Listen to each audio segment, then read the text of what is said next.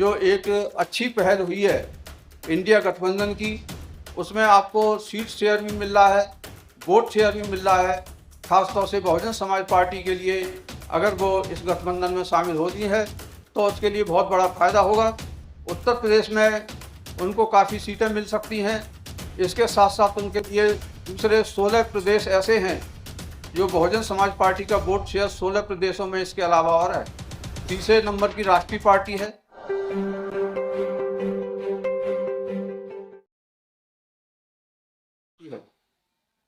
उत्तर प्रदेश का जैसे अखबारों में और मीडिया में खबरें आ रही हैं, उससे ऐसा लगता है कि उत्तर प्रदेश में जो गठबंधन है विपक्ष का, वो अभी तक मजबूत नहीं दिखाई दे रहा है। क्योंकि वहाँ धर्म की राजनीति तो होती है उत्तर प्रदेश में, उसके साथ साथ जाति की राजनीति भी होती है। आप जानते होंगे कि 3 बड़े समुदाय उत्तर प्रदेश के अंदर हैं जिनका सबसे ज़्यादा वोट शेयर है। उसमें नंबर 1 पर जाटव बिरादरी है जिसके 13% वोट हैं। दूसरे नंबर पर ब्राह्मण बिरादरी है जिसके 9% वोट हैं। और तीसरे नंबर पर यादव या अहीर बिरादरी है जिसके 8% वोट हैं। और तीनों की राजनीतिक पार्टियां हैं। अब तक ये कहा जाता था कि कांग्रेस जो है ब्राह्मणों के नेतृत्व वाली पार्टी है। उत्तर प्रदेश में उनका राज इसलिए चलता है क्योंकि वहाँ ब्राह्मण उनको वोट देते हैं। दूसरे नंबर पर बीएसपी जाटवों की पार्टी मानी जाती है, जिसको इसलिए चलती है क्योंकि वहाँ पर जाटव लोग एकमुश्त उसको वोट देते हैं। उसका प्रमाण भी है कि सबसे बुरा हाल उत्तर प्रदेश में बीएसपी का जो 2022 में हुआ है, सीट के हिसाब से नहीं बल्कि वोट शेयर के हिसाब से बोलता हूँ, वो 2022 में हुआ क्योंकि वहाँ उसका वोट शेयर 13% पर घट करके आ गया। जबकि ऑन एवरेज जो मैंने जो डेटा लिया है तो विधानसभा 1989 से लेकर के और 2022 तक 9 विधानसभाओं के चुनाव हुए, लेकिन बहुजन समाज पार्टी को जो ऑन एवरेज 89 से लेकर के और 22 तक जो वोट शेयर मिला है 18.23% मिला है।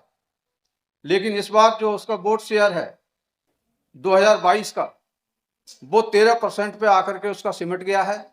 इसका मतलब ये है कि उनका अपने एवरेज से 9 चुनावों के एवरेज से भी वोट शेयर उनका कम हो गया है।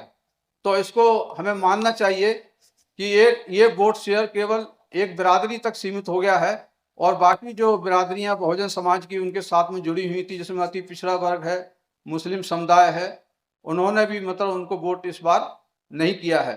तो ये चिंता का विषय है बहुजन समाज पार्टी के लिए। इसी तरह से अगर लोकसभा का देखें 1989 से, तो 1989 से लेके आज तक का जो उनका वोट शेयर है एवरेज, वो 19.24% है। 19.24% वोट और 18.23 विधानसभा का, ये दोनों ही लगभग जो है 1% के अंतर पर चलते रहे हैं।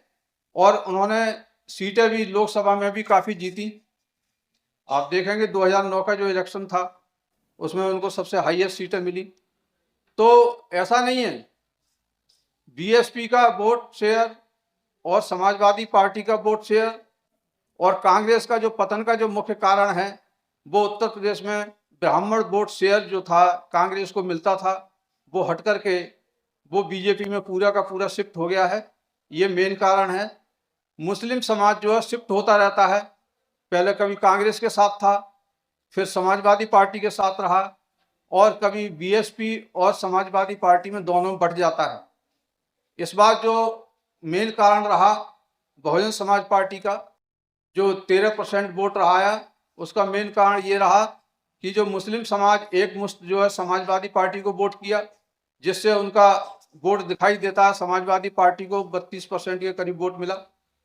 लेकिन दूसरी तरफ जो ब्राह्मण का जो वोट शेयर है वो पूरा का पूरा आप देखेंगे भारतीय जनता पार्टी के लिए चला गया। इसलिए जो कांग्रेस का वोट शेयर है वो घट करके 2% 3% के ऊपर शिफ्ट हो रुक गया। तो इस तरीके से जो कमजोरी का कारण है कांग्रेस का, वो ब्राह्मण वोट का हटना है। बीएसपी की कमजोरी का कारण है मुस्लिम वोट का, अति पिछड़े वोट का वहां से हटना है।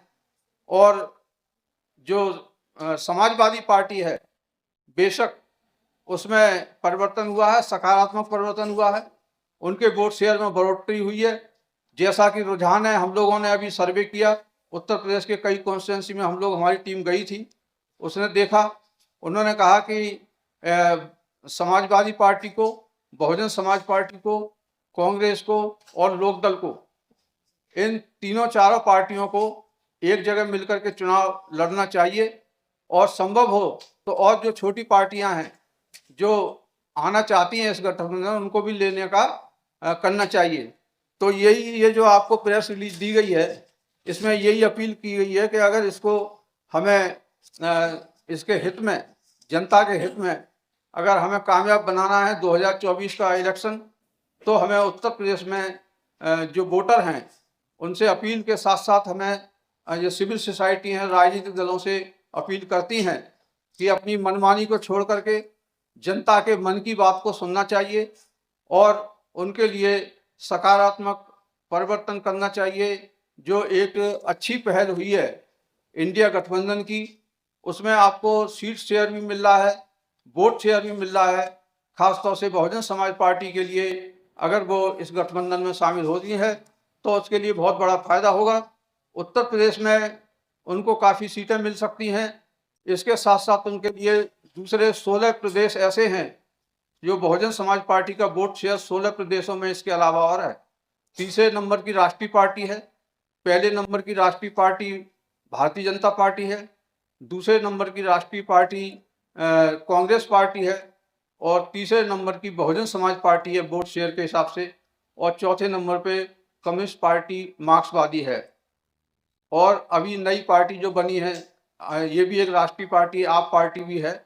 लेकिन अगर देखा जाए तो तीसरे नंबर की जो राष्ट्रीय पार्टी है जो किसी गठबंधन में शामिल नहीं हुई है, न एनडीए में है और न इंडिया में है। तो ये ऐसा लगता है 2024 का जो इलेक्शन है, दो ध्रुवीय चुनाव होगा, पोलराइज होगा इलेक्शन। एक इंडिया ब्लॉक में जाएगा, दूसरा एनडीए ब्लॉक में जाएगा, और जो पार्टियां इस गठबंधन से दोनों से अलग रहेगी उनका अस्तित्व खतरे में पड़ सकता है। इसलिए हमें माननीय बहन जी से, बहुजन समाज पार्टी के सभी कार्यकर्ताओं से, मैं खुद उससे ताल्लुक़ रखता हूं, इसलिए मेरा दायित्व बनता है कि मैं अपील करूंगा कि वो जल्दी से जल्दी समय आने पर सकारात्मक अपना रुख दिखाएं। और मैं समझता हूं, उम्मीद करनी चाहिए कि ऐसा जरूर होगा। इन्हीं बातों के साथ मैं सबको पुनः धन्यवाद देता हूं और अपील करता हूं कि ये बात सभी राजनीतिक पार्टियों तक, प्रेस के जो हमारे भाई हैं वो पहुंचाएं, ताकि जनता की आवाज़ सुनी जा सके। जय हिंद। DNN हिंदी को सब्सक्राइब करने के लिए दबाएं लाल रंग का सब्सक्राइब बटन और घंटी का बटन दबाकर ऑल नोटिफिकेशन पर क्लिक करें। चैनल को जिंदा रखने के लिए नीले रंग का ज्वाइन बटन दबाकर चैनल को आर्थिक सहयोग करें।